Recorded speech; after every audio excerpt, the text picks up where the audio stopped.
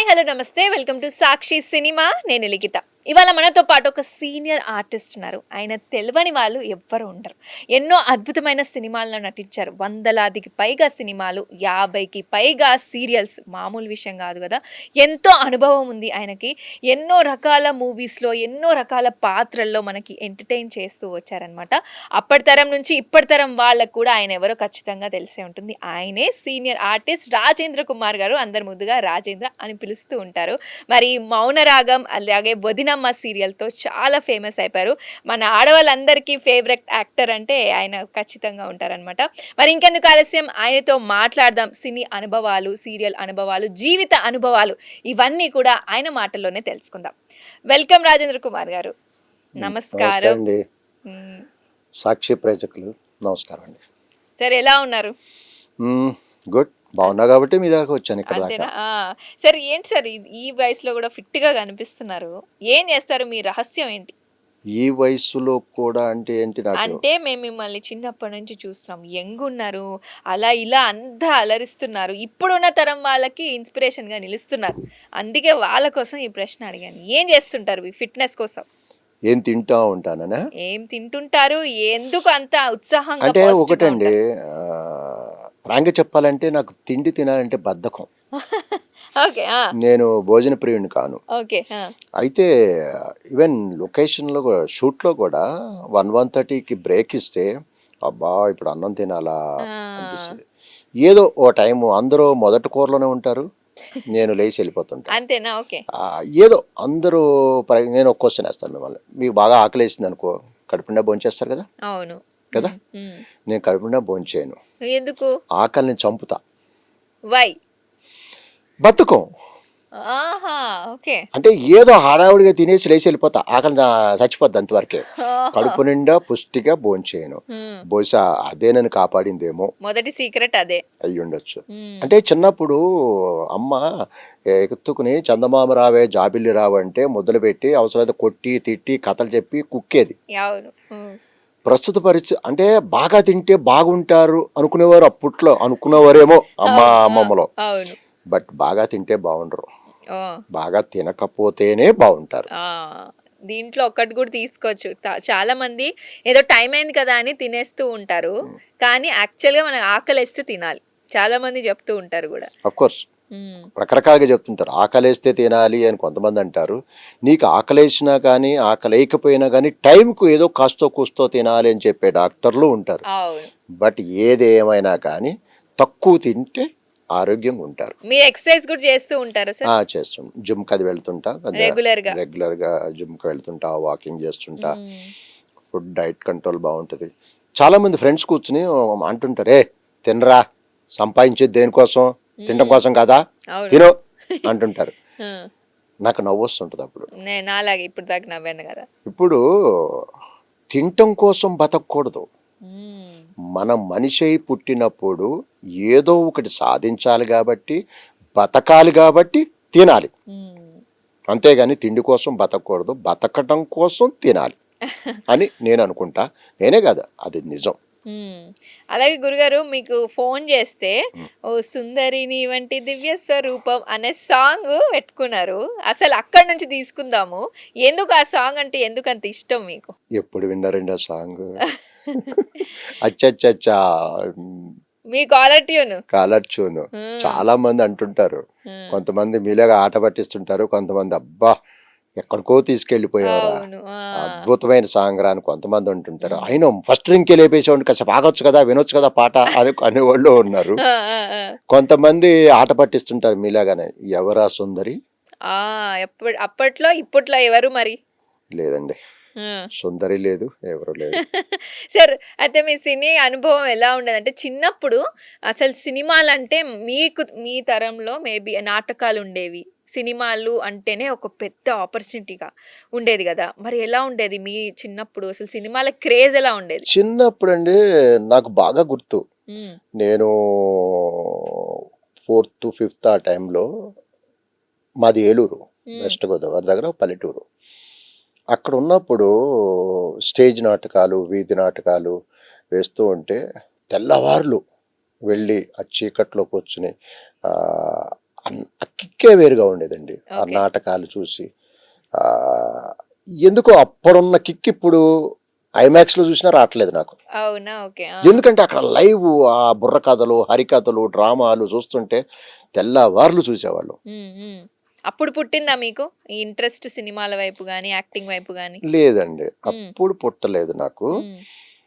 యాక్చువల్గా నేను నైన్త్ క్లాస్లో ఉండగా, హ్మ్. నేను టెక్నికల్ స్కూలు, ఓకే. నైన్త్ క్లాస్లో ఉండగా నేను ఫ్యాన్సీ డ్రెస్ కాంపిటీషన్స్ ఉంటాయి కదా హ్మ్. స్కూల్లో, అలా ఒక నైన్త్ క్లాస్లో ఒక పిచ్చివాడి క్యారెక్టరు, ఓకే. ఆ ఫోటో ఉంది మీకు పంపిస్తా కావాలంటే. డెఫినైట్‌లీ. ఆ ఆ!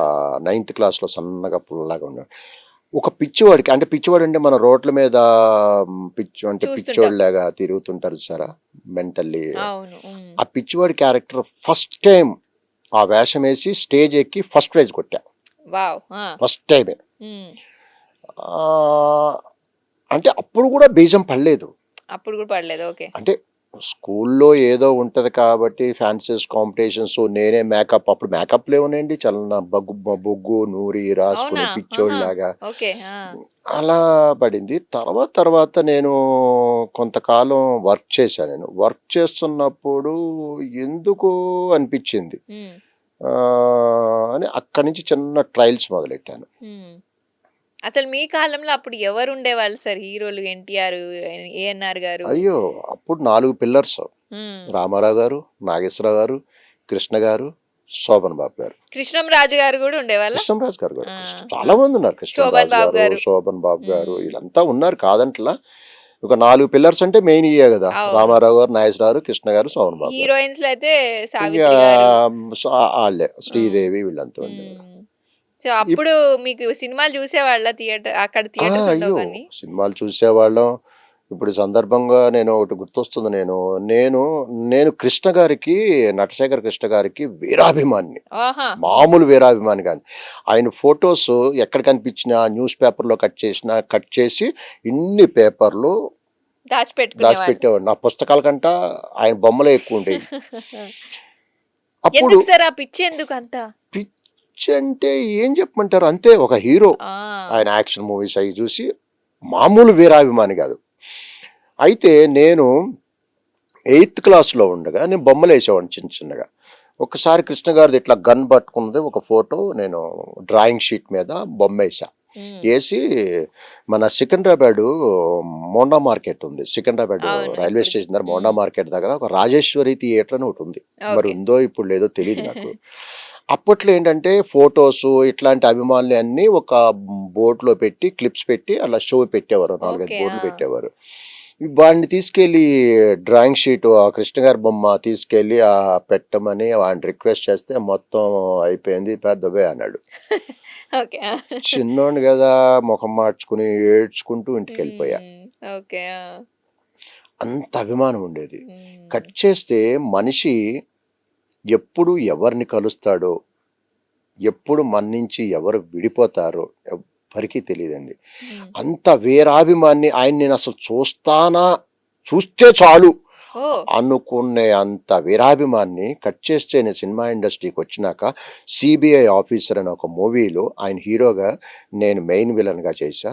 ఆయనతో వావ్! ఒక సోలో ఫైట్ కూడా ఉంది. చూసారా జీవిత చక్రం అంటే ఇదే అండి. ఫోటోస్ ఉన్నాయి, వీడియోస్ కూడా ఉన్నాయి. హ్మ్. ఆ రోజు ఆయన్ని చూసి, ఆయనతో యాక్ట్ చేస్తూ, ఆయనతో ఫైట్ చేసిన రోజున అది నా ఎలా టెన్షన్ జీవితంలో పడ్డారా? మరుపురాని రోజు ఆ ఆ! రోజు.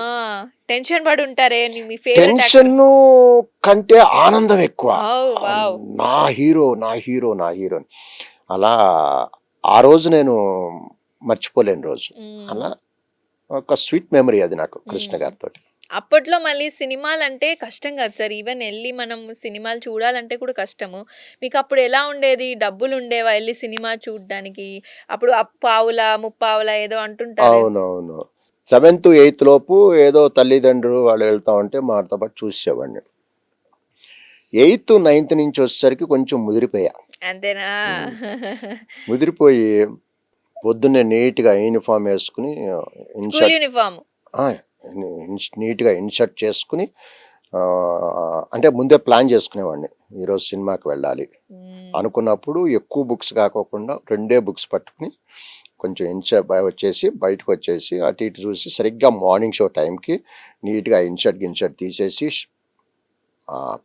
బుక్స్ లోపల పెట్టేసి అమ్మో. నీట్గా ఆ, వెళ్ళిపోయాను సినిమాకి. ఆహా. అది సినిమా కూడా ఏంటి, అందరూ స్టార్ట్ అయ్యి అందరూ లోపలికి వెళ్ళిపోయినప్పుడు అటు ఇటు చూసి పరిగెట్టుకు లోపలికి వెళ్ళిపోయేవాడిని. ఓ. సినిమా అంతా చూసేసి ఇక ఆఖరికి అయిపోతుంది, శుభం కార్డు పడుతుంది అనగానే బయటకు వెళ్ళిపోయేవాడిని. ఉమ్. అలా చాలా సిన్సియర్గా మళ్ళీ ఇంటికి వెళ్ళిపోయేవాడిని. ఓకే, స్కూల్కి వెళ్తున్నట్టు వెళ్ళి ఆ, కానీ సినిమాకి వెళ్ళి అంతే వెళ్ళేవారు. అంతే అలా దొంగ డబ్బులు కట్టేవాళ్ళు కదా అప్పుడు? డబ్బులంటే ఏదో అమ్మ ఇచ్చేది కదా, ఆ, ఆ డబ్బులతో అప్పట్లో ఎంత రూపాయి టికెట్ అంతే. అంతే. సో అలా మీ జర్నీ స్టార్ట్ అయిందేమో. సార్ అప్పుడు ఆ తర్వాత కృష్ణ గారితో చేసిన తర్వాత వచ్చాయా మళ్ళీ సినిమాలు వరుసగా వచ్చినాయండి. చేసుకుంటూ వెళ్ళారా? తర్వాత రెగ్యులర్గా చేస్తాను. అంటే నేను 97, 98లో మన తెలుగు యూనివర్సిటీ థియేటర్ ఆర్ట్స్లో మీడియా వర్క్ షాప్ యాక్టింగ్లో డిప్లొమా తీసుకున్నా, అంటే యాక్టింగ్ కోర్స్ లాగా. Acting course. ఓకే. దాని తర్వాత యాక్చువల్గా చెప్పాలి అంటే గర్వంగా చెప్పొచ్చు ఒక విషయం. నేను యాక్టింగ్ ఇన్స్టిట్యూట్లో ఉండగా 72 మంది స్టూడెంట్స్ మేము. ఆ 72 స్టూడెంట్స్లో నేను యాక్టింగ్ ఇన్స్టిట్యూట్లో ఉండగానే విశ్వప్రసాద్ అని ఒక నవల్ రైటర్, ఓకే. దాదాపు ఆయన డిటెక్టివ్ నవల్స్ రాసేవారు. దాదాపు 600, 700 నవల్స్ రాశారు. ఆయన ఒక పోలీస్ సబ్జెక్ట్ చేస్తానికి వచ్చి హీరోగా పోలీస్ ఆఫీసర్ హీరోగా నన్ను సెలెక్ట్ చేసుకున్నారు. ఓకే, అందులో నుంచి మిమ్మల్ని చూసి అక్కడ ఇన్స్టిట్యూట్లో మా గురువు గారు దీక్షిత్ గారు ఒప్పుకోలేదు. ఆయన వద్దొద్దు, ముందు ఫినిష్ అవ్వాలి, ఇది అయినాక నువ్వు ఏమైనా చేసుకో అని ఒప్పుకోలే. అలాగే నాకు ఫిల్మ్ ఇన్స్టిట్యూట్లో ఉండగానే నాకు అవకాశాలు వచ్చాయి. అలాగే నేను 72 మంది స్టూడెంట్స్లో నేను బెస్ట్ స్టూడెంట్ని. నా మీద అయిపోయినప్పుడు అక్కినేని నాగేశ్వరరావు గారు నా మీద క్లాప్ కొట్టి ఒక షార్ట్ ఫిలిం కూడా తీశారు. ఆ ఫొటోస్ కూడా ఉన్నాయి ఇప్పుడు నాకు. అది కూడా గొప్ప. అక్కినేని నాగేశ్వరరావు గారు ఆయన ఏంటి నేనేంటి, ఆఫ్టర్ ఆల్ ఆయన మెచ్చుకుని క్లాప్ కొట్టి అన్నాడు. అప్పటి నుంచి తర్వాత నేను ఇక మూవీస్లో అఫ్కోర్స్ డోర్ టు డోర్ తిరిగాను, ఫొటోస్ పంచాను, అన్నీ చేశా. బట్ చాలా మంది పడ్డ కష్టం నేను పడలా. ఓకే, అందరు అంటుంటారు అవకాశాలు రాలేదు. తిరిగాను, డోర్ టు డోర్ తిరిగా, ఫొటోస్ ఇచ్చా, అన్నీ చేశా. బట్ అంత కష్టపడలా. నాకు వేషాలు స్టార్టింగ్ నుంచి పడుతూనే ఉన్నాయి. నా కెరియర్ స్టార్టింగ్లోనే అప్పుడప్పుడే అడుగులు వేస్తున్న టైంలోనే మహా అద్భుతమైన సినిమాలు ఆది స్టిల్ ఇప్పటికీ హాట్ కేక్. అది బాడీ కూడా బాడీ బిల్డర్ హెవీగా ఉండేది. అలాగే మంచి క్యారెక్టర్ ఆది, గోదావరి, ఎవడైతే నాకేంటి, అవునన్నా కాదన్నా, సింహాద్రి, అలా అనేక సినిమాలు అద్భుతమైన మూవీస్ చేశాను. చాలా వరకు ఎన్టీఆర్ గారితోనే ఎక్కువగా. ఎన్టీఆర్ గారితో 4 సినిమాలు చేశా. స్టూడెంట్ నెంబర్ 1, ఆది, సింహాద్రి, తర్వాత ఊసరవెల్లి. ఎలా ఉంటారు సార్ ఆయన ఎన్టీఆర్ గారు సెట్స్ లో? ఎలా ఉంటుందంటే ఈ విషయం చాలా మంది చెప్పుంటారండి, చిన్న పిల్లోడండి. ఆదిలో ఏదో యాక్సిడెంట్ అయిందని కూడా విన్నాం, ఏదో చేతి కత్తి తాకడం, చేతి గీసుకోవడం. నాకు తెలిసి ఇవన్నీ మీరు ఎక్కడ గ్యాదర్ చేశారు? కాదేంటి, నిజం కాదా? యా నిజమే. అప్పుడు ఆ సీన్ ఎప్పుడు ఉన్నారా? అది అయ్యో మాకే అయింది. కర్నూలు అండి అది. కర్నూలులో ఆ రోజు బాగా గుర్తు, సంక్రాంతి మార్నింగ్ ఇంట్లో అందరికి బెస్ట్ విషెస్ చెప్పేసి సర్చ్ చేద్దామని ఫస్ట్ షాట్ అది. మేము ఒక జీపు అక్కడ వేరే కలర్ జీప్ వాడారు, అది ఓపెన్ టాప్ జీప్. ఇక్కడికి వచ్చేసరికి అదే జీప్ కావాలి, బట్ ఆ జీప్ దొరకల. అదే కలర్ కావాలని కాబట్టి అప్పటికప్పుడు స్పాట్లో స్ప్రే పెయింట్ చేశారు, కలర్ మార్చేశారు. బట్ ఆరలేదు అది. షాట్ పెట్టారు. ఏం షాట్ అంటే యాక్చువల్గా సీన్లో ఏంటంటే డ్రైవింగ్ సీట్లో ఎన్టీఆర్ గారు ఉండాలి, వెనకాల ఓపెన్ టాప్లో మేము 5 ఉంటాం. మేము కెమెరా ఆ 4 చక్రాల మధ్య కింద గొయ్యిదోవి ఇక్కడ అలా పెట్టు కూర్చున్నాడు ఆయన. కెమెరామెన్ ఇక్కడ ఉన్నాడు, అది కింద. అది షార్ట్ రావాలి అంటే ఆ జప్పని వెళ్ళిపోద్ది, అంటే కింద పెట్టాడు ఆయన. చాలా డేర్. అప్పుడు ఏంటంటే యాక్చువల్గా అది కెమెరా కింద ఉంది కాబట్టి బాబు కనపడ్డు కాబట్టి ఎన్టీఆర్ గారు కనపడ్డు కాబట్టి ఆ ప్లేస్లో ఎవరో ఓ పర్సన్ ఉన్నాడు, కో డైరెక్టర్ ఎవరో గుర్తులేరు. యాక్చువల్గా గేర్ వేసి స్మూత్గా తీసుకోవాలి కాదు, గేర్ వేసి సడన్గా తీసుకున్నాడు అట్లా. ఆ జర్కి మేము పైన కూర్చున్న వాళ్ళు ఎక్స్పెక్ట్ చేయలేక మేమంతా పట్టుకుని ఉంటాం కదా, ఆ జర్కి ఏంటంటే అది మేమందరూ జర్రని తడిగే ఉంది కదా పెయింట్, అలా జారిపోయి మొత్తం పడిపోయినాక నా ఇన్నర్ ఫీలింగ్ ఏంటంటే నేను ఒక్కడనే పడిపోయాను. అంటే క్షణంలో కళ్ళు ముడిచి కళ్ళు తెరిచేలోపు కింద ఉన్నాం, నేను ఒక్కడనే పడిపోయానేమో అనేసి ఒక ఇన్సల్ట్గా అలా చూస్తే అక్కడ పెద్ద కుప్ప ఉంది. కుప్ప అంటే ఒకళ్ళ మీద ఒకళ్ళు పడి ఉన్నారు, మొత్తం పడిపోయాం. బాగా దెబ్బలు తగిలినాయి. అప్పటికప్పుడు హాస్పిటల్ తీసుకెళ్ళి ట్రీట్మెంట్ తీసుకొచ్చి మళ్ళా యాక్ట్ చేసాం బ్రేక్ చేయకోకుండా. అది ఏ షాట్లో అనేది మాకు బాగా తెలుసు, ఎందుకంటే ఇరిగిన చేతులు అందరూ వెనక పెట్టుకుని ఉంటారు, వెనక పెట్టుకుని ఉంటారు అది కవర్ చేసుకుంటూ. అది ఒక్క క్షణం అంతే, ముందు పడిన ఏదో ఆ తేడా వస్తే ఆ 5 ఆ కెమెరామెన్ మీద పడిపోయేవారు, గోతుల మీద పడిపోయేవారు. చాలా అదృష్టం ఆ రోజు మేము. అలా ఈ మామూలే షూటింగ్స్లో అలాగే కాదు, మూవీలో చాలా సార్లు దెబ్బలు తగిలినాయి మాకు. చాలా మూవీలో ఇలాంటి సంఘటనలు కానీ వేరే ఏవైనా మీకు ఎదుర్కొన్నప్పుడు ఎప్పుడు అనిపించలేదా ఇంకా వదిలేసి వెళ్ళిపోవాలి వెనక్కి అని?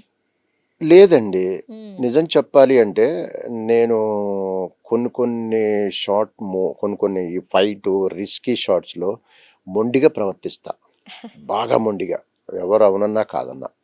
ఎందుకంటే నేను దాదాపు ఒక 6-7 సార్లు చావు అంచుల వరకు వెళ్ళొచ్చా.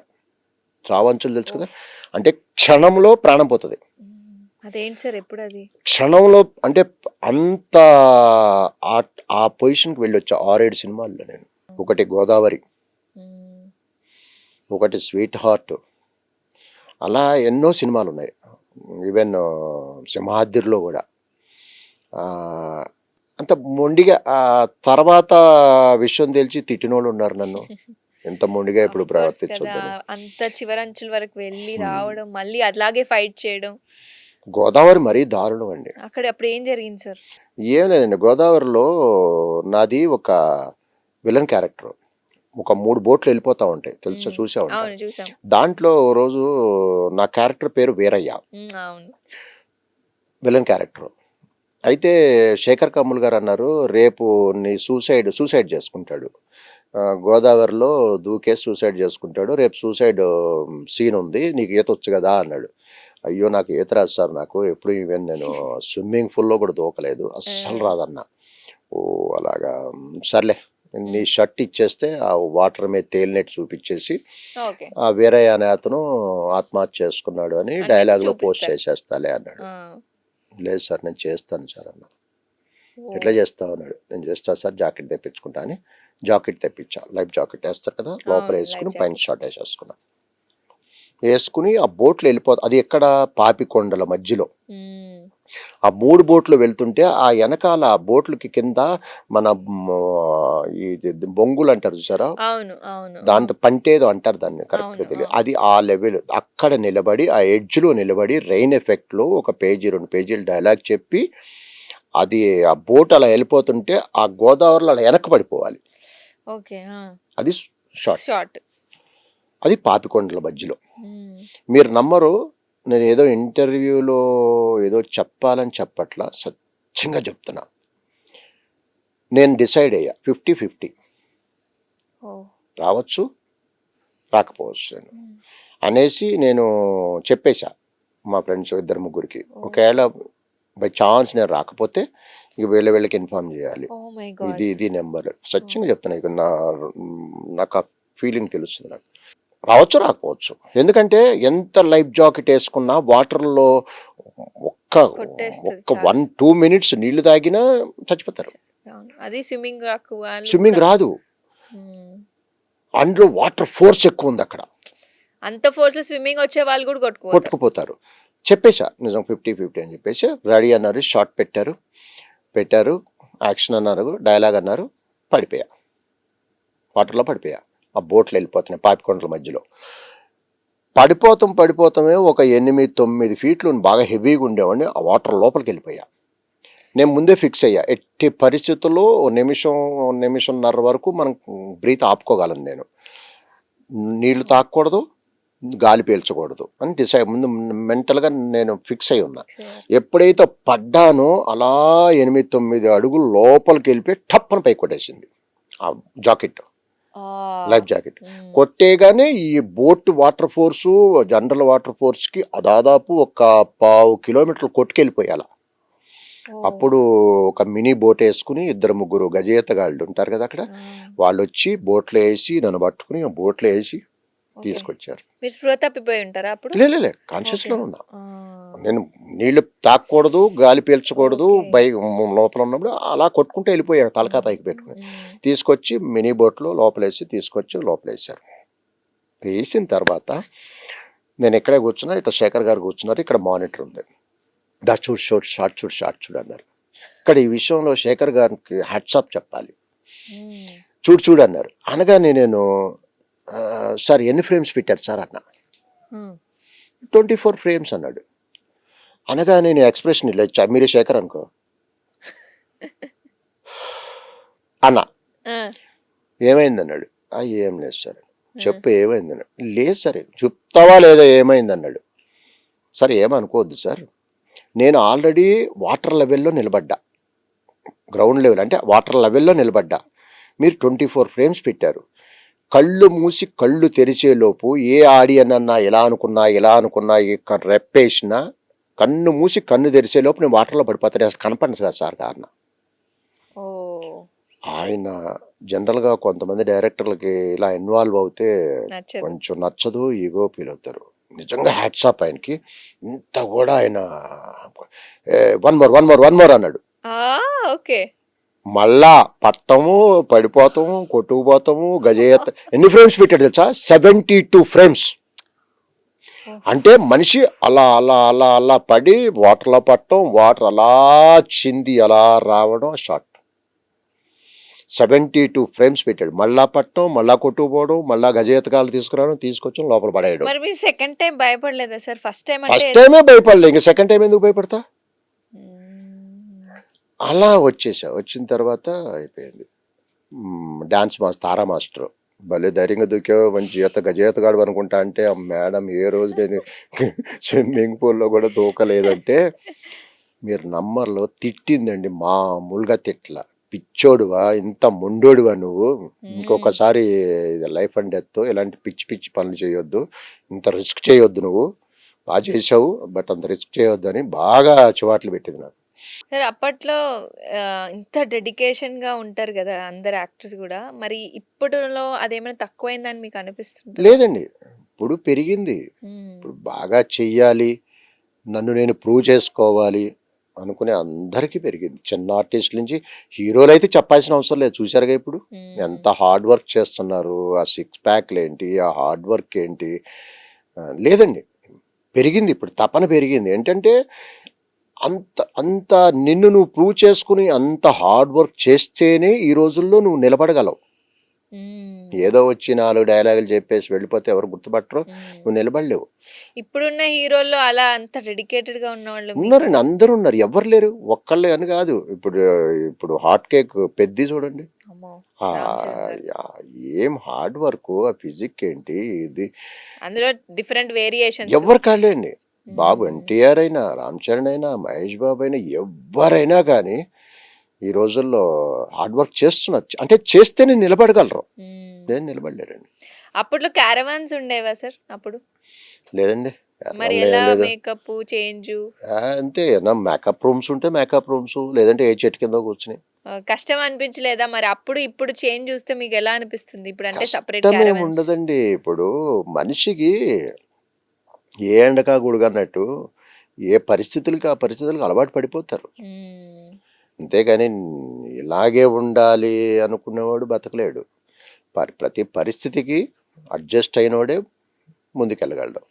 మీరు అంత అద్భుతంగా సినిమాలు రాణిస్తూ వచ్చారు, ఎన్నో అద్భుతమైన సినిమాలు చేశారు. మరి సడన్ గా మీరు సీరియల్స్ వైపు కూడా వెళ్ళాలి అని ఎందుకు అనుకున్నారు? అంటే అదే చెప్తున్నా కదండి, మనం ఒక ప్రయాణం మొదలెడతాం. ఉమ్, మనం ఒక గోల్కి వెళ్ళాలి, ఒక రీచ్ అవ్వాలని ఒక ప్రయాణం మొదలెడతాం. ప్రయాణం మొదలుపెట్టినప్పుడు అండి, ప్రయాణిస్తూ ఉన్నప్పుడు మనకు అనుకోకుండా ఒక సైడ్ రోడ్ రావచ్చు. ఉమ్, అలా కొంత వెళ్ళిన తర్వాత ముళ్ళకంప రావచ్చు, బురద రావచ్చు, రాళ్ళు రావచ్చు, రప్పలు రావచ్చు, అవును. మళ్ళీ యూటర్న్ ఉండొచ్చు, ఉమ్, చెప్పలేం. అలా నేను ప్రయాణిస్తున్న టైంలో ఉమ్, అంటే ఇప్పుడు ఈ సందర్భంగా ఒక విషయం కూడా చెప్పాలి.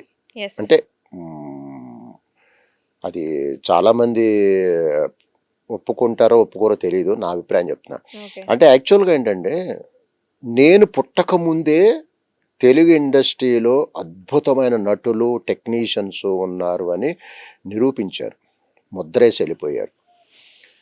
నిజం చెప్పాలి అంటే గర్వంగా చెప్పగలను, మన ఇండియాలో తెలుగు ఇండస్ట్రీలో ఉన్న అద్భుతమైన నటులు కానీ టెక్నీషియన్స్ కానీ బయట ఉన్నారు లేరంటే మన దగ్గర ఎక్కువ ఉన్నారు. ఉమ్, అటువంటి వాళ్ళని వదిలిపెట్టి పర్రాష్ట్రాల నుంచి కొంతమంది నటుల్ని తీసుకొచ్చి, అది అందరికీ తెలిసిందే, ఓపెన్ అవును. సీక్రెట్, అందరూ ఖండిస్తూనే ఉన్నారు, అవును. తీసుకొచ్చి పెట్టడం వల్ల ఏంటంటే ఇక్కడ కొంతమంది నటులకి ఉపాధి కోల్పోతున్నారు. అవును.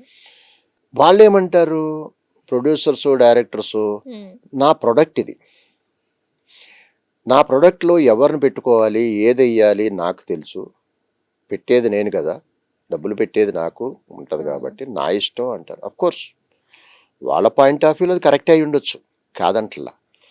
ఎందుకంటే ప్రొడక్ట్ వాళ్ళది, ఎవరిని పెట్టుకుంటే బిజినెస్ అవుద్ది, ఎవరిని పెట్టుకుంటే బిజినెస్ కాదు అనేది వాళ్ళ ఇష్టం. వాళ్ళ పాయింట్ ఆఫ్ వ్యూలో కరెక్ట్ అవ్వచ్చు. కరెక్టే. బట్ మా పాయింట్ ఆఫ్ వ్యూలోకి వచ్చేసరికి మాకొక ఫీడింగ్ పోతుంది అని మా బాధ. అలాగే ఇతర రాష్ట్రాల వాడు కూడా మనని తీసుకోవట్లేదు కదా ఆ, మరి. మరి అది కూడా కరెక్ట్, బాగా చెప్పారు. ఉమ్, పోనీ అందరూ వేరే స్టేట్ వాళ్ళు మన ఎంకరేజ్ చేస్తున్నారంటే ఏదో 1 or 2% ఎంకరేజ్ చేస్తున్నారు కానీ, బట్ మనం అట్లా కాదు, ఉమ్, 1 or 2% మన ఎంకరేజ్ చేస్తున్నాం, ఆల్మోస్ట్ అలా 80 to 90% బయట వాళ్ళని ఎంకరేజ్ చేస్తున్నాం. అలాగే ఇంతకుముందు వెరీ రీసెంట్లీ ఒక సీరియల్ ఆర్టిస్ట్ని ఇలా సీనియరే ఆవిడని అడిగినప్పుడు ఆవిడేమంటున్నారంటే ఎందుకు తెలుగు వాళ్ళు ఉండట్లేదు అంటే ఆవిడేమంటున్నారు, తెలుగు వాళ్ళు ఉన్నారు కానీ వాళ్ళంత డెడికేషన్ చూపించట్లేదు, వస్తున్నారు కానీ డెడికేషన్ ఎవరు చూపించట్లేదు డెడికేట్ చేయట్లేదు, చూపించట్లేదు, తెలుగు వాళ్ళ అంట. ఏమి లేదండి. ఉమ్, మరి దీంట్లో రెండు ఉంటాయండి, ఉమ్, ప్రతి దాంట్లో మంచి చెడు రెండు ఉంటాయి, పాజిటివ్ నెగిటివ్ ఉంటాయి, మైనస్ రైట్. ప్లస్. బట్ మనం అబోవ్ యావరేజ్ తీసుకోవాలి. ఉమ్, ఇప్పుడు ఏదో ఒకళ్ళిద్దరు వాళ్ళు ఉండలేదు అంటే అది వేరే విషయం, బట్ అందరిని అంటాం తప్పు కదా అది. రైట్. అవును. అలాగే మరి మీరు సీరియల్స్ కి స్టార్ట్ చేసినప్పుడు అప్పుడు ఏంటి సినిమా అవకాశాలు ఆ, తగ్గిపోయాయా? అంటే అది చెప్తున్నా. ఇప్పుడు నేను స్టార్టింగ్ నుంచి నేను ఇందాక చెప్పినట్టు పెద్దగా కష్టపడకపోయినా స్టార్టింగ్ నుంచి మంచి మంచి వేషాలు పడుకుంటూ పడుకుంటూ పడుకుంటూ వచ్చేసినాయి. వచ్చాయి. అవును. అలా ఒక 5 మెట్లు ఎక్కేసా, ఉమ్, 6వ మెట్టు ఎక్కట్లా, ఓకే. ఉమ్, అక్కడే ఉంది. అంటే ప్రయాణం అలా అలా అలా వచ్చి అక్కడ ఆగిపోయి వెళ్తుంది. అక్కడే కొట్టుకుంటున్నా. ఓకే.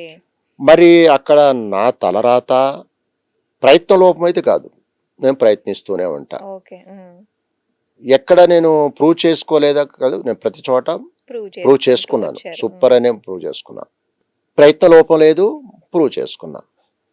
అంటే నేను అనుకుంటున్నానంటే ఈ తాకిడి ఎక్కువైంది, ఏది పర్రాష్ట్ర తాకిడి ఎక్కువైపోయి ఓకే.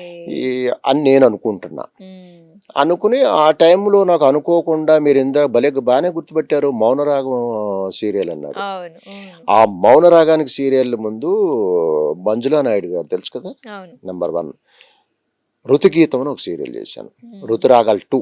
ఓకే. ఆ, ఋతుగీతంలో నాది మంచి అద్భుతమైన విలన్ క్యారెక్టర్, ధ్రువ అని క్యారెక్టర్, చాలా బాగుంటుంది. అంటే విలన్ అయినా కానీ స్టైలిష్గా ఒక హీరో రేంజ్లో ఎక్కడా తీసిపోకుండా అంత బాగా దానికి డిజైన్ చేశారు తగ్గట్టు. ఆ, మేడం. నిజంగా ఆవిడ హ్యాట్స్ ఆఫ్ చెప్పాలి, బాగా డిజైన్ చేసి అక్కడ ట్రాక్ పడింది, అక్కడ పునాది పడింది నాకు. అక్కడి నుంచి ఒక్కొక్కటి, ఇక మౌనరాగం, వదినమ్మ, ఇలా అప్పటి నుంచి నేను ఇక వెనక్కి తిరిగి చూడట్ల. అప్పుడు సినిమాలు ఇంకా రాలేదు, వస్తున్నాయి అంటే వచ్చారు. సినిమాలు ఆ, వస్తున్నా, అడపా తడపా చేస్తున్నా, బట్ ఈ మూవీస్కి సీరియల్స్కి వచ్చేసరికి డేట్స్ ఎక్కువ ఉంటాయి, బాగా దానివల్ల బిజీగా ఉంటుంది schedule. దానివల్ల మూవీస్కి ఇవ్వలేకపోవడం ఉమ్, జరుగుతుంది కొన్నిటికి. ఉమ్, ఉమ్, అప్పటి నుంచి దాదాపు ఎప్పుడు చేతిలో మినిమం 3-4 ప్రాజెక్టులు ఉంటూ ఉంటాయి. అసలు అప్పటి నుంచి నేను ఇక వెనక్కి తిరిగి చూడలా, కంటిన్యూగా సీరియల్స్ వస్తున్నాయి. నేను ఒకటే అనుకుంటున్నా, మనిషి ఇప్పుడు ఎవరైనా ఏ ఫీల్డ్లో అయినా కానీ బిజీగా ఉండాలి. నేను ఇదే పని చేస్తాను అంటే ఆ పని చేయడానికి సమయం రాకపోవచ్చు, ఆ పని మీకు రాకపోవచ్చు. రైట్. కాబట్టి నేనేంటంటే వచ్చిన దాన్ని ఉపయోగించుకుంటా ఇప్పుడు ఏంటో అది ముందు అంతే. చూసుకోవాలి. ఇప్పుడు ఈ రోజు వచ్చిందే ముఖ్యం, రేపు వస్తుందో రాదో తెలియదు, నేను ఉంటానో ఉన్నో తెలియదు. భలే అందుకని చెప్పారు. ఈ రోజు వచ్చిన దాన్ని ఉపయోగించుకోవాలి. అది నా మీలో ఇలా ఉంటుందా రాజేంద్ర కుమార్ గారు? ఏంటి ఇప్పుడు సీరియల్స్ చేసేటప్పుడు సినిమాలు చెయ్యొద్దు అనే ఏదైనా కాంట్రాక్ట్ గాని అలా ఏమన్నా? కాంట్రాక్ట్ ఏమి ఉండదు. హ్మ్. కాకపోతే వాళ్ళు ఇన్ని వీక్స్ 2 వీక్స్ డేట్స్ అడ్జస్ట్ ఈ చేసుకోవాలి. Weeks first week, second week, first week, third week, second week, fourth week schedule plan చేసుకుంటారు వాళ్ళు. హ్మ్. ఆ వీక్స్లో వాళ్ళకి డేట్స్ మనం ప్రొవైడ్ చేయాల్సి ఉంటుంది. అంతేగాని చెయ్యకూడదు అని ఏముండదు. మీరు ఏం డిఫరెన్స్ చూసారు? సినిమాకి నటించేటప్పుడు, సీరియల్‌కి నటించేటప్పుడు ఏంటి డిఫరెన్స్ ఏంటి అక్కడ? డిఫరెన్స్ ఏముండదండి. అదే హ్మ్. డైరెక్షను, అదే నటన, ఆల్మోస్ట్ ఆల్ అదే టైప్ కెమెరా. కొంచెం కెమెరాలో కొంచెం హైక్ ఉండొచ్చు. హ్మ్. కాకపోతే ఏంటంటే సినిమాకి, సీరియల్‌కి అదే నటన. కాకపోతే సీరియల్ ఏంటంటే మనకి లెంగ్త్ ఎక్కువ ఉంటది కాబట్టి కొన్ని అఫ్‌కోర్స్ ఇప్పుడు ఎవరు కాంప్రమైజ్ అవ్వట్లా. కొన్ని కాంప్రమైజ్ అయినా అలా వెళ్ళిపోతుంటారు. ఆ! కానీ మూవీ విషయానికొచ్చేసరికి అస్సలు కాంప్రమైజ్ అవ్వరు. ఎన్ని షాట్స్ అయినా number of shots, number of angles తీసుకుంటారు. బట్ అందరూ ఏమంటారంటే సీరియల్స్ అయితే ఒక స్టేబుల్ ఇన్‌కమ్ ఉంటుంది. సినిమా వస్తుందో రాదో. షూర్, ఇది కరెక్ట్ 100%. హ్మ్. ఇప్పుడు మూవీస్ అనుకోండి, ఒకటో ఒకటో రెండో ఒక్కొక్కసారి సినిమాలొస్తాయి. 2 నెలలు, 6 నెలలు, సంవత్సరం కూడా గ్యాప్ రావచ్చు ఒక్కొక్కసారి. ఓహ్! చెప్పలేం. ఓహ్! బిజీగా ఉండొచ్చు. బట్ గ్యాప్ రావచ్చు. గ్యాప్ వచ్చినప్పుడు ఎలా ఆలోచిస్తాడు ఒక ఆర్టిస్ట్? ఏం డెఫినెట్‌గా చేస్తారు? ఎలా ఉంటదంటే డిప్రెషన్‌లోకి వెళ్ళిపోతాడు. హ్మ్. ఏదో 1 ఆర్ 2 మంత్స్ గ్యాప్ వస్తే నో ప్రాబ్లమ్. హ్మ్. కొంతమందికి 1 ఇయర్, 2 ఇయర్, 3 ఇయర్స్ కూడా గ్యాప్ అయినా వచ్చేస్తాయి. వెయిట్ చేస్తూ ఉంటారు. అప్పుడు డిప్రెషన్‌లోకి వెళ్ళిపోతాడు. ఒకటి ఏమైపోయాం, మనం పనికిరామా, వేషాలు రావట్లేదేంటి, మనం ఏమైనా తప్పు చేశామా అని బాధపడుతుంటే మీలాంటోళ్ళు వచ్చి ఏం సినిమాలు రావట్లేదేంటి, రావట్లేదు ఎవరు ఇవ్వట్లేదా అని అంటే హ్మ్. అక్కడ మళ్ళా పిన్నుతో పొడిచినట్టు ఉంటది. హ్మ్. ఇంకా బాధ ఉంటదా? డెఫినెట్‌గా ఉంటది. ఇక ఇన్‌కమ్ వైస్ అంటున్నారు కాబట్టి ఇప్పుడు మూవీ సీరియల్ అనుకోండి. ఒక ప్రాజెక్ట్ ఒప్పుకున్నామంటే మినిమమ్ 2, 3 ఇయర్స్ యెస్. వరకు అలా సాగుతూ ఉంటది. హ్యాపీగా ఒక సాఫ్ట్‌వేర్ సాలరీ లాగా వస్తుంటది. హ్మ్. అలాగే అవకాశాలు రానప్పుడు డిప్రెషన్‌లోకెళ్ళిపోతారన్నప్పుడు డిప్రెషన్‌లోకి వెళ్ళిపోతారు. మీకు అలాంటి ఏమైనా సిట్యుయేషన్స్ లేదండి. ఫేస్? నేను చెప్పా కదా! భగవంతుడి దయ వల్ల నాకంత గ్యాప్ ఎప్పుడు రాలా. హ్మ్. అలాంటి అవకాశం రాకుండా మన తెలుగు సినీ ఇండస్ట్రీలో అద్భుతమైన యాక్టర్స్ కొంతమందిని మనం కోల్పోయామని చెప్పొచ్చా? ఉదయ్ కిరణ్ గారు గాని, ఆ! ఇలా అదేంటి అవకాశాలు రాకపోవడం వల్లనేనా? దూరం పెట్టేయడం వల్ల? ఉదయ్ కిరణ్ గారితో నేను చేశానండి. హ్మ్. అవునన్నా కాదన్నా. హ్మ్. దాదాపు తేజ గారి డైరెక్షను. అవును. నేను దాదాపు 45 డేస్ దాకా వర్క్ చేసినట్టున్నా దానికి రాజమండ్రిలో. హ్మ్. చాలా మంచోడు. అసలా నేను హీరో అన్న ఆ పొగరు, అహం ఇగో గాని ఏమి ఏం ఉండదు. లేదు. సరదాగా మాతో కలిసిపోయేవాడు. సరదాగా కబుర్లు చెప్పేవాడు. చాలా బాగుండేవాడు. చాలా మెతక. హ్మ్. ఇక పరిస్థితుల ప్రభావం చెప్పే గదా! కొన్ని మనిషిని ఎక్కడికో తీసుకెళ్తాయి. హ్మ్. కొంతమంది మనిషిని ఎక్కడికో తీసుకెళ్తాయి. అలా అతను సినిమాలు లేక డిప్రెషన్‌కి వెళ్ళి రకరకాల ఇప్పుడు కర్ణుడి చావుకి 1,00,000 కారణాలన్నట్టు ప్రతి మనిషి చావుకి, ఆత్మహత్యలకు కూడా అనేక కారణాలైతే తప్ప హ్మ్. ఆత్మహత్య చేసుకోడు. ఒక అన్ కారణంతో చేసుకోడు. హ్మ్. అంటే 4 డోర్లు క్లోజ్ అయిపోయి, ఓకే. ఇక ఏ క్లోజులు దారి? ఓపెన్ కావు హ్మ్. అనుకున్నప్పుడు మాత్రమే చేస్తాడు. ఇది నేను కూడా వెళ్ళొచ్చా అక్కడి దాకా. అవును. హ్మ్. ఒక ఇంటర్వ్యూలో చెప్పా ఆల్రెడీ. ఓకే. హ్మ్. సో ఆత్మహత్య నాకు తెలిసి ఇంకో గంటలో చేసుకునేవాడినేమో. అవునా సార్? ఓకే. ఆ! ఎందుకు సినిమాల అవకాశాలు రాక అంటారా? అయితే ఒక కారణాలు అడగొద్దు. హ్మ్. 4 డోర్లు క్లోజ్ అయిపోయినాయి. హ్మ్. ఓకే. ఏం చేయాలో తెలీదు నాకు. హ్మ్. అప్పటి వరకు ఈ సోషల్ మీడియాస్‌లో, పేపర్‌లో అప్పుల పాలైపోయి అదయ్యి, ఇదయ్యి ఆత్మహత్య చేసుకున్నారనే న్యూస్‌లు చదివేవాళ్ళం. అవును. చదివుంటారు మీరు అవును. చదివుంటారు. అవును. అలా చదివినప్పుడు నేను పిచ్చ నా కొడకా ఆ మాత్రానికే చచ్చిపోవాలా? బోలెడు లైఫ్ ఉందిరా కష్టపడాలి అని వాడిని తిట్టుకునేవాడిని. అటువంటి పర్సన్‌ని నేనే ఆత్మహత్య చేసుకుందాం అనుకున్నా. 4 డోర్లు క్లోజ్ అయిపోయినాయి. ఏం చేయాలో అర్థం కావట్లా. ఒకరోజు నా కారులో పొద్దున్నుంచి సాయంత్రం వరకు కారులో పిచ్చోళ్ళలాగా ఎటు పోతే అటు వెళ్తానే తిరుగుతానే ఉన్నా.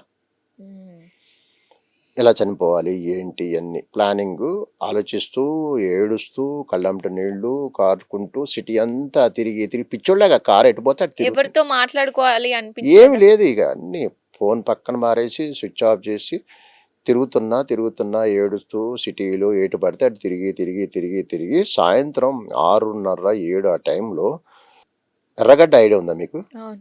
ఎర్రగడ్డ దగ్గర రైతు బజార్ ఉంది, ఐడియా ఉందా మీకు? Yes yes. ఆ రైతు బజార్కి ఎగ్జాక్ట్ ఆపోజిట్ ఒక చర్చ్ ఉంటుంది. ఆ చర్చ్ దగ్గర అలిచిపోయి ఇక ఆ చర్చ్ పక్కన స్థలం ఉంటే కారు ఆపుకొని కూర్చున్నా. కారు ఆపుకొని కూర్చున్న ఒక 5 నిమిషాలకి మెల్లిగా వర్షం స్టార్ట్ అయింది. ఆ వర్షం మెల్లిగా స్పీడ్ అయిపోయింది. రెవెన్ పడిపోయేసరికి నేను ఇక్కడ కారులో కూర్చుంటే నాకు ఆ డిస్టెన్స్ కనిపించే డిస్టెన్స్లో ఒక బిచ్చగాడు కింద వినాయిల్ ఉంటుంది తెలుసా? వినాయిల్స్ తెలుసు కదా, ప్లాస్టిక్ వినాయిల్. ఇంత వినాయిల్ ముక్క వేసుకుని దాని మీద కూర్చుని ఒక బొచ్చ పెట్టుకుని అడుక్కునేవాడు కూర్చున్నాడు చర్చి ముందు. నాకు కనిపిస్తున్నాడు వర్షం రాకముందు. ఓకే. ఎప్పుడైతే వర్షం స్టార్ట్ అయిందో ఆ వినాయిల్ తీసి నెత్తి మీద పెట్టేసుకుని ఆ బొచ్చు తీసుకుని ఆ పక్కెళ్ళి ఆ షెల్టర్లో దాక్కున్నాడు. నాకు అనిపించింది, అరే వాడికి ఏమీ లేదు ఆ బొచ్చ తప్ప, ఆ వినాయిల్ ముక్క తప్ప, వాడికే జీవితం మీద లైఫ్ మీద అంత ఆశ ఉంది వాడికి. వర్షానికి తడిచిపోయి పరిగెట్టుకుని వెళ్ళిపోయి దాక్కున్నాడు. ఎంత ప్రాణం మీద ఎంత తీపి ఉంది వాడికి ఏమీ లేకపోయినా. నాకు అన్నీ ఉన్నాయి, కాళ్ళు చేతులు బాగున్నాయి, కష్టపడగలను, మళ్ళా నిలబడగలను. ఏదో ఒక రోజు 4 డోర్లో ఒక డోర్ ఓపెన్ అవ్వచ్చు, కష్టపడదాం, ఇంకా పోరాడదాం అనేసి రియలైజ్ అయ్యి కరెక్ట్ కాదని చెప్పేసి కార్ స్టార్ట్ చేసుకుని ఇంటికి వెళ్ళిపోయాను. ఇక్కడ 3 అనుకోవాలి, నేను అలిచిపోయి వచ్చి అక్కడ ఆగకపోయినా చచ్చిపోయేవాడిని. ఒకవేళ ఆగినాక ఆ వర్షం రాకపోయినా చనిపోయేవాడిని.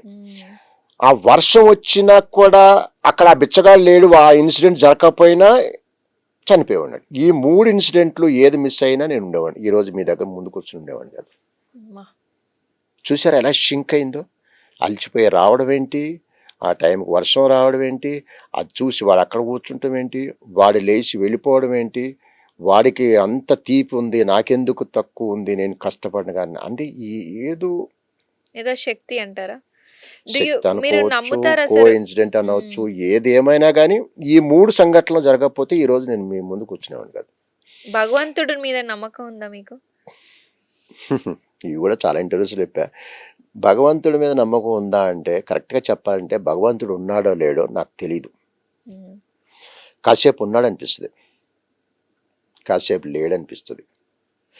సరిగ్గా ఇప్పుడు ఈ క్వశ్చన్కి ఇందాక చెప్పిన దానికి ఒక లింక్ ఉంది, అందుకే అడిగా నేను. చనిపోయే ముందు తర్వాత దానికి ముందు 2 రోజుల ముందు దేవుడి ముందు నిలబడి బోరును ఏడుస్తూ ఏం తప్పు చేశా, నేనేం తప్పు చేశా, నన్ను ఎందుకు శిక్షించావు, గట్టిగా లెఫ్ట్ అండ్ రైట్ తీసుకున్నా.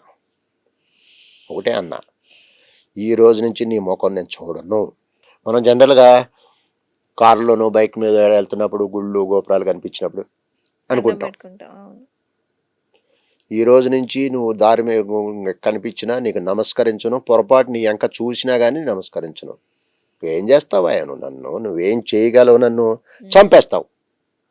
అది చిన్నది, నాకు నువ్వు వేసిన శిక్షకి అది చాలా చిన్నదే. చంపేశాయి, ఈ రోజు నుంచి నీ ముఖం చూడను. అప్పుడు దాకా సాటర్డే మండే ఏదో నాన్ వెజ్ తినకుండా ఉండేవాడిని. ఇప్పుడు లేదు, సాటర్డే లేదు, మండే లేదు, పండగ లేదు, పబ్బం లేదు, నా ఇష్టం వచ్చినప్పుడు తింటా. ముఖం చూడండి, నేను చంపేసేవయ్యా నన్ను. అలా మాట్లాడుతుంటా, ఎదిరిస్తుంటా, అప్పుడప్పుడు మాట్లాడుతుంటా, ఆయనే నాతో మాట్లాడడం. అలా ఉన్నాడో లేడో తెలియదు నాకు, కానీ ఏదో శక్తి మిమ్మల్ని అయితే ఆ రోజు ఆపింది కదా. చెప్పలేము. అదే అన్నా కదా, లేడని అనట్లేదు నేను, నా యందు లేడు, నా క్యారెక్టర్ ఎటువంటి చెప్పమంటారా, అందరూ జనరల్గా మనుషులు అద్దం లాంటి వాళ్ళు. ఇట్లా చూసుకుంటే నవ్వుతే నేను నవ్వాను అనుకో, మీరు మీరు నవ్వుతారు. అవును. ఏ అంటే మీరు ఏ అంటారు. అంటే కోపం చూస్తే అంటే మనం ఒక మనిషి ఎలా బిహేవ్ చేస్తే ఎదుటి మనం మనిషి కూడా ఎదుటి అలా నుంచి అలాగే అద్దం వస్తాం. లాంటి వాళ్ళు. నేను ఎలాంటి వాడిని తెలుసా, చెప్పగలరా? అర్థం చూడరేమో. నేను అద్దం లాంటి వాడిని కాదు, నేను భూతద్దం లాంటి వాడిని. అంటే మీరు కొంచెం నవ్వుతే ఎక్కువ నవ్వుతా, వావ్. మీరు ఇంత గౌరవం ఇస్తే ఇంత గౌరవం ఇస్తా. అంటే మీరు ఇచ్చిన ప్రతిదానికి నేను ఎక్కువ ఇస్తా. అక్కడే ప్రాబ్లం సాల్వ్ అయిపోద్దిగా. నా క్యారెక్టర్ అది. వావ్. మామూలు గౌరవిస్తే ఎక్కువ గౌరవిస్తా. మీరు మీరు నన్ను పట్టించుకోలేదనుకో, అశాబా అని అస్సలు పట్టించుకోండి. తిడితే తిడితే డబుల్ తిడతా, అన్ని డబులే ఇస్తా. ఓకే.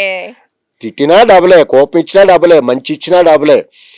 నువ్వు నన్ను పట్టించుకోలేదనుకో, నేను అస్సలు పట్టించుకోను మిమ్మల్ని. నా క్యారెక్టర్ అది.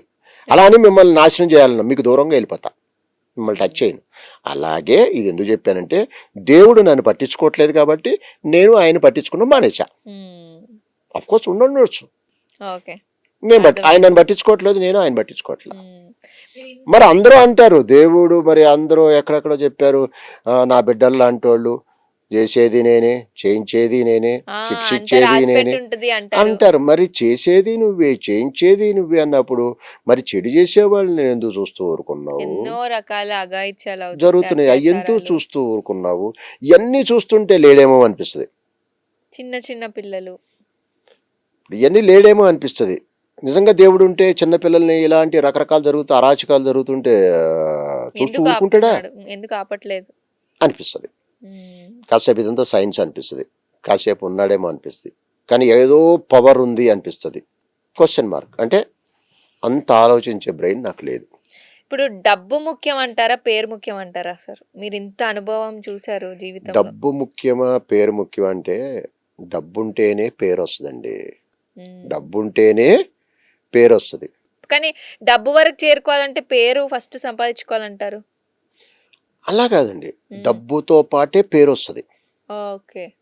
డబ్బు పెరుగుతున్నప్పుడే పేరు పెరుగుతూ ఉంటుంది.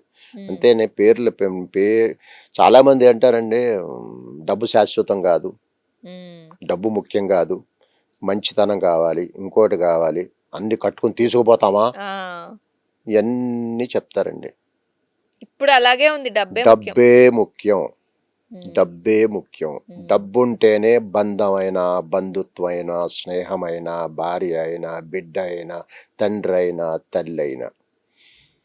డబ్బు లేని రోజున ఈ బయట వాళ్ళని పక్కన పెట్టండి, ఈ రక్త సంబంధాలే దూరం పెట్టేస్తాయి. ఈ రక్త సంబంధాలే నీ దగ్గర డబ్బు లేకపోతే దూరం పెట్టేస్తాయి. నీ దగ్గర డబ్బు ఉంటే నువ్వు ఎంత యదవైనా, దుర్మార్గుడువైనా రాముళ్ళ కనపడతావు. నువ్వు బూతి తిట్టినా రామలాగా అనిపిస్తుంది. నీ దగ్గర డబ్బు లేనప్పుడు నువ్వు రామ అన్న బూతులాగానే అనిపిస్తుంది. నాకు తెలిసి ఈ ప్రపంచంలో డబ్బుతో రెండే చేయలేం.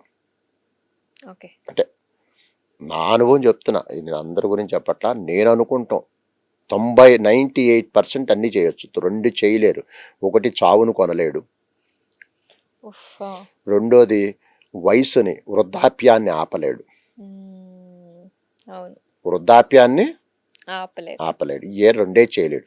ఏమో గుర్రం ఎగరను గలదు అనేదో సామెత ఉన్నట్టు, ఇంకొక 10, 20, 30 ఏళ్ళ తర్వాత చావును జయించొచ్చేమో, వృద్ధాప్యాన్ని కూడా జయించొచ్చేమో. ఇప్పుడు కూడా ఏజ్ బ్యాక్ చేస్తున్నారు, ఒక 5-10 ఏళ్ళు పగ్గాలేసి ఒక 10 ఏళ్ళు వెనక్కి లాగుతున్నారు వయసును కూడా. ఏమో ఇంకా లాక్కలరేమో. ఇప్పుడు ఉన్న టెక్నాలజీలు, ఏఐలు, ఫోన్లు ఇవన్నీ, నా చిన్నతనంలో ఇప్పుడున్న టెక్నాలజీ, టీవీ ఏంటి, సినిమా ఏంటి, ఇంకోటి ఏంటి, అసలు ఏది ఊహకు అందనివన్నీ నేను చూశాను. ఏమో ఇంకొక 25-30 ఏళ్ళ తర్వాత చావును జయించవచ్చు, వయసును కూడా జయించవచ్చు. మీరు అన్నట్టు మీరు అది చూసారు, ఇప్పుడు ఇది చూస్తున్నారు, మేము ఓన్లీ ఇదే చూసాం. మీకంటే మేమే అదృష్టవంతులు, మేము అది చూసాం, ఇది చూస్తున్నారు. ఇప్పుడు ఏం సినిమాలు, సీరియల్ చేస్తున్నారు సార్? ఇప్పుడు నేను జీలో ఒకటి జగదాత్రి అని ఒకటి చేస్తున్నా, మంచి టాప్ రేటింగ్లో ఉంది. ఇది 3rd ఇయర్. నాది మంచి క్యారెక్టర్ అండి. దాంట్లో ఐపీఎస్ క్యారెక్టర్, పోలీస్ ఆఫీసరు, చాలా సిన్సియర్ పోలీస్ ఆఫీసరు. నాకు ఈ మధ్యకాలంలో నా పేరు సాధు, ఉమ్, సాధు నాయక్. ఈ మధ్యకాలంలో మంచి పేరు వచ్చింది నాకు. అంటే హీరో హీరోయిన్ కూడా ఐపీఎస్లే, ఓకే. Sincere police officers. వాళ్ళిద్దరికీ బాస్ని నేను. ఓ.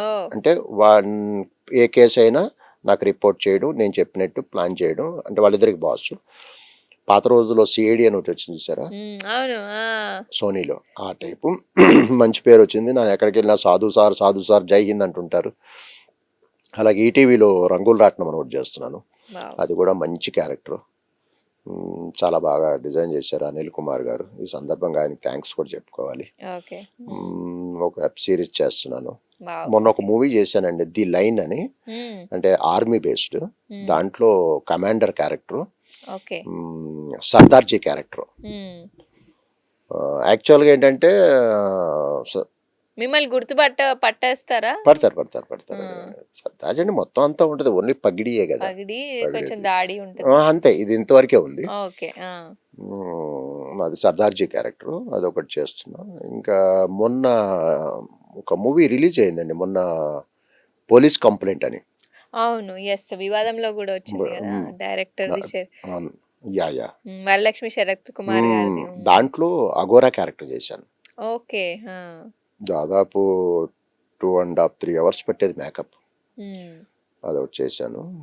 ఇంకా మామూలే ఇక. Okay sir. ఒక మంచి మాట ఫైనల్ గా ఇప్పుడున్న తరం వాళ్ళకి చెప్పాలంటే ఏం చెప్తారు? ఏ విషయం? ఇప్పుడు ఎన్నో రకాలుగా కొట్టుకుంటున్నారు, తిట్టుకుంటున్నారు, చంపుకుంటున్నారు. ఈ యూత్ జెన్జీ ఏమో ఫోన్ల చుట్టూ తిరుగుతున్నారు. వాళ్ళందరికీ కలిపి ఒక మంచి మాట, మీకు ఇంత అనుభవం ఉంది. మంచి మాట అంటే ఒకటండి, ఫస్ట్ పాజిటివ్ థింకింగ్ డెవలప్ చేసుకోవాలి. ఇప్పుడు జనరల్గా ఏంటంటే ఒకటే చెప్తా, నువ్వు బ్రతకనివ్వు. ప్రస్తుతం అట్లా లేదు, నువ్వు బ్రతుకుతున్నావు, బ్రతకనివ్వట్లేదు. అది తప్పించుకోవాలి. అందరూ బాగుండాలి, హార్డ్ వర్క్ చేయాలి. ఇప్పుడు పిల్లలంతా, యూత్ అంతా ఫోన్లు కనెక్ట్ అయిపోయారు. ఆ ఫోన్లు తగ్గించాలి. ఈ సోషల్ మీడియాస్కి ఎక్కువ అడిక్ట్ అయిపోయారు. అది చాలా డేంజర్ అండి. సోషల్ మీడియాస్ ఇప్పుడు ఎట్లా తయారైపోయింది అంటే, ఆల్మోస్ట్ వాళ్ళు ఫేస్బుక్ కానీ ఇన్స్టాగ్రామ్ కానీ మ్యాక్సిమము ఫేక్ అకౌంట్స్ ఎక్కువైపోయినాయి.